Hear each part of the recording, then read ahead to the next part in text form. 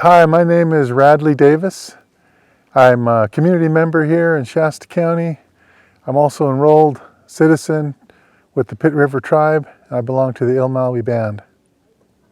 I, along with many other people, have great concerns about the proposed Fountain Wind project. We've responded to the draft environmental impact report that many of us had very little time to read over this comprehensive document that described the project.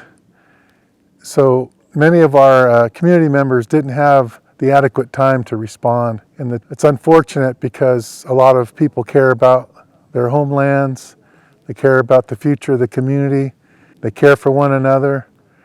And not being able to have that response time, mainly at that time because the fires that were surrounding us at the time, there's bad air quality, and we're also still in a COVID-19 pandemic.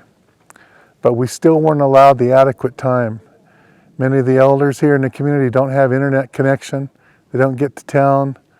They just don't have the appropriate means to deal with that report in the time that they wanted responses.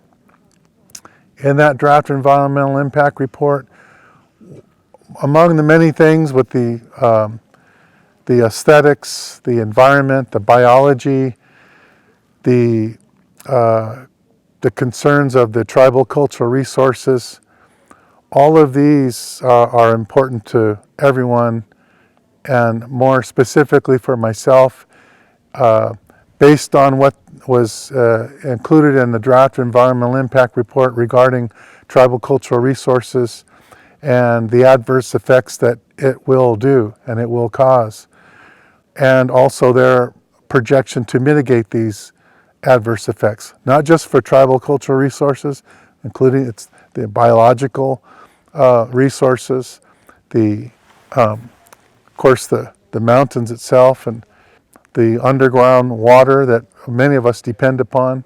All these we know will be impacted adversely forever. There's no way around it, and we don't need it. We appreciate those folks wanting to have green energy. This is not green.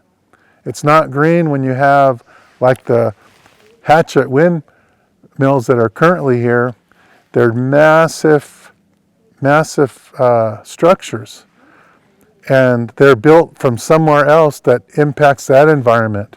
And they're not renewable because, at least the equipment of it is not renewable, because there's graveyards of these wind turbines all over.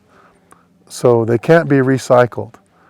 And the fact that you want to destroy this project will destroy natural environments doesn't make sense.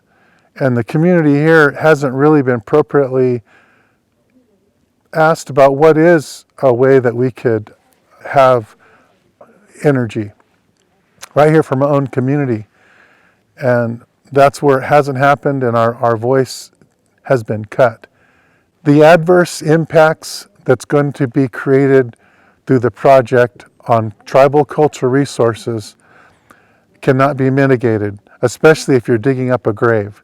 In the draft environmental impact report, they disclose locations of sacred places. They disclose the location of a known grave, possibly other graves, which many of our tribal people do know about, and they don't need to be disclosed. They need to be protected. These cannot be mitigated. That alone, acknowledgement of that is enough to another reason to not have this project. But if they want to consider an alternative, they should consider it somewhere where it's safe and thought through more. This particular area with, you could see behind me, the ridges here.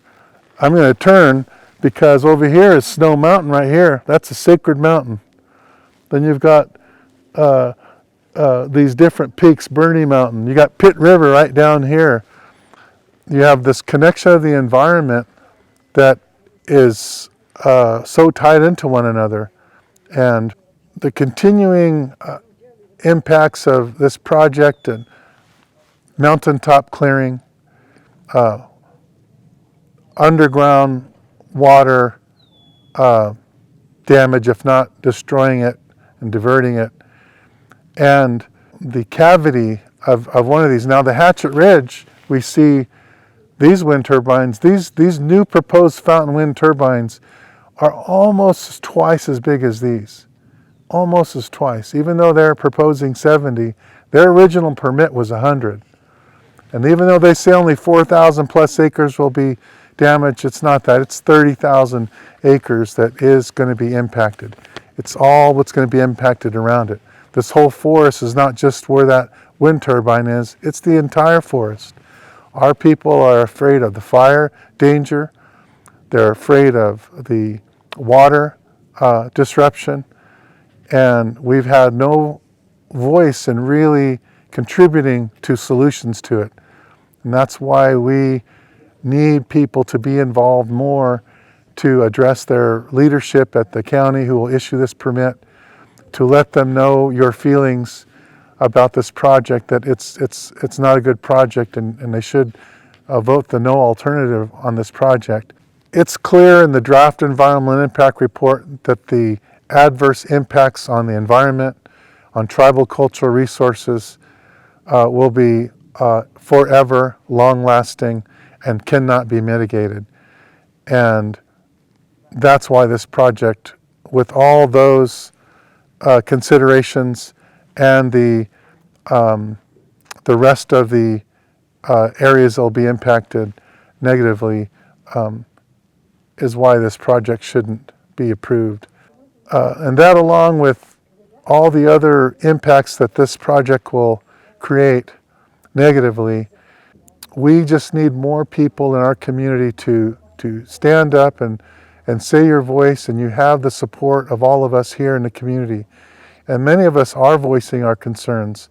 And that's what we need, is our community to say how much we love our land, how much we love our homelands here. And who wants to see these beautiful mountains be mountaintop removal, clear cutting all this forest, definitely creating concerns for forest fires that can't be attacked by the air from the plains, and our water being disrupted in the underground aquifer, the soil being disrupted, the land, the plants. So we just need each other to come together, and with a solid voice, we can not only say no to this, but we can come up with other alternatives to our leadership about what is really good for our community.